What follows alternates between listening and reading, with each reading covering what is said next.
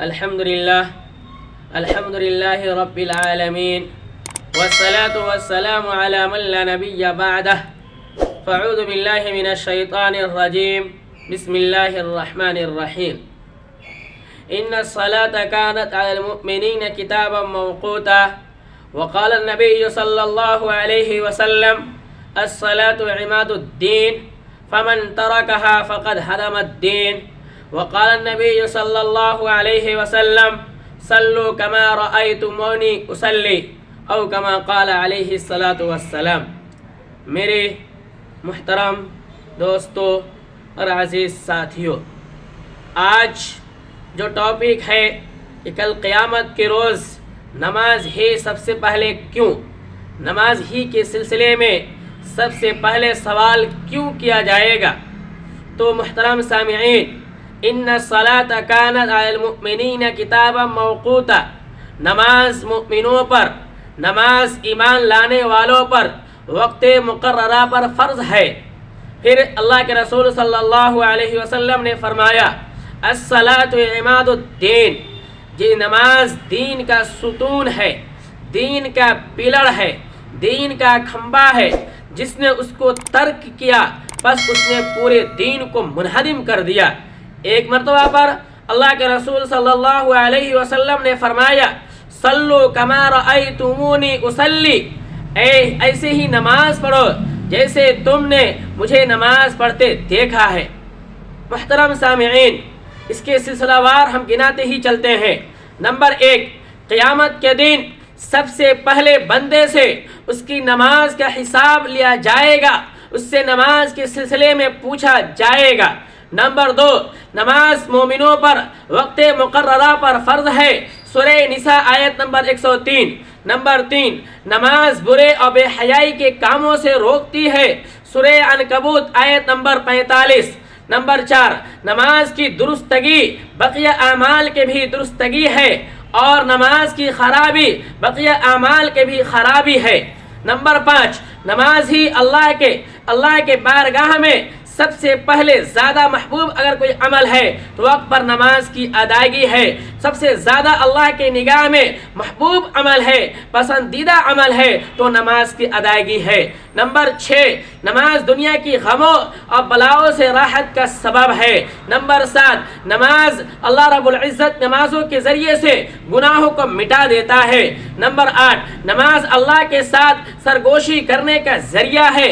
نماز اللہ کے رسول صلی اللہ علیہ وسلم کی آخری وصیت ہے، آخری نصیحت ہے۔ نماز جنت میں اللہ کے رسول صلی اللہ علیہ وسلم کے مرافقت کا ذریعہ ہے۔ نماز دنیا و آخرت میں نور ہے۔ نماز کا چھوڑنا کفر ہے۔ نماز دین کا ستون ہے۔ جان بوجھ کر نماز چھوڑنے والے سے اللہ تبارک و تعالی بری الذمہ ہے۔ نماز بندے کے ایمان اور کفر شرک کے درمیان حد فاضل ہے۔ نماز کا چھوڑنا جہنم ایک وادی سقر میں داخلہ ممکن ہے۔ اس لیے میرے دوستو، نماز کے بارے میں اتنی ساری احادیث اور قرآنی آیات ممکن ہیں، اور ہم جو ہیں نماز کو چھوڑے ہوئے ہیں، نماز کی طرف ہماری پیر اٹھتا نہیں ہے۔ حی علی الصلاۃ اور حی علی الفلاح کی آواز سننے کے بعد ہم نماز قائم کرنے والے بنتے نہیں ہیں، ہماری کان میں جون بھی نہیں رینگتا اور ہم نماز یوں ہی چھوڑ دیتے ہیں۔ اس لیے میرے دوستو، اللہ کے رسول صلی اللہ علیہ وسلم نے بھی فرمایا کہ نماز قائم کرنے والا کل قیامت کے روز اللہ کے سائے میں ہوگا۔ اس لیے میرے دوستو، یہ قرآنی آیات کہ نماز وقت مقررہ پر مومنوں پر فرض ہے۔ پھر حدیث میں اللہ کے رسول صلی اللہ علیہ وسلم نے فرمایا کہ نماز کا چھوڑنا کفر ہے۔ نماز کا چھوڑنا یہ کیا ہے؟ کسی کھمبے کو گرانا ہے، کیونکہ بتایا گیا صلاۃ عماد الدین، نماز دین کا ستون ہے۔ جس طریقے سے ہم گھر قائم کرتے ہیں، گھر بناتے ہیں، تو اس میں پلر کا ہونا، اس میں کھمبے کا ہونا جس طریقے سے ضروری ہے، اسی طریقے سے ایمان میں رہنے کے لیے، مومن کہلانے کے لیے، اسلام والے کہلانے کے لیے، مسلمان ہونے کے لیے نماز کا قائم کرنا ہمارے اوپر فرض ہے۔ ہے، ہمارے اوپر ضروری ہے۔ اگر ہم نے نماز کو چھوڑ دیا، اگر ہم نے نماز کو ترک کر دیا، گویا کہ ہم نے دین کو گرا دیا، ہم نے دین کو منہدم کر دیا، ہم نے دین کو ختم کر دیا، ہم صرف نام کے رہ گئے مسلمان۔ کیونکہ قرآن کریم میں فرمایا گیا ہوا سماکم المسلمین، تمہارا نام تو مسلمان رکھ دیا گیا ہے، لیکن مسلمانوں والی چیز جو ہمارے اندر ہونی چاہیے ہم نے اس کو چھوڑ دیا ہے۔ اس لیے میرے دوستو، نماز کو قائم کرنے والے بنو، نماز کو ادا کرنے والے بنو، نماز پر اپنے قدم کو اٹھانے والے بنو، ورنہ وہ دین دور نہیں۔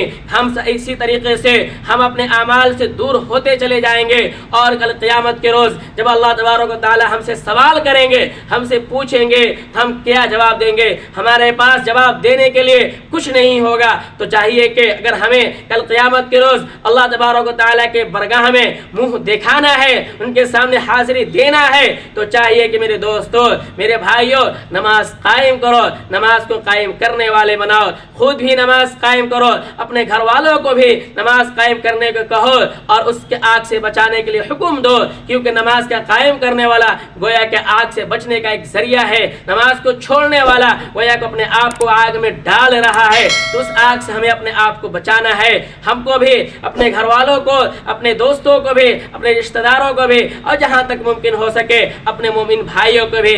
اس لیے کہ میرے دوستو، نماز قائم کرو اور اپنے دوستوں کو بھی نماز پڑھنے کی حکم دو، اور ان کے حکم بتاؤ کہ نماز قائم کرنے میں کیا فضیلتیں ہیں، کیا اس کے لیے ذکر ہے، کیا اس کے بارے میں قرآن میں باتیں آئی ہیں۔ اس لیے میرے دوستو، اللہ تبارک و تعالی ہمیں ان باتوں پر عمل کرنے والے بنائے، آمین۔ وآخر دعوانا ان الحمد للہ رب العالمین۔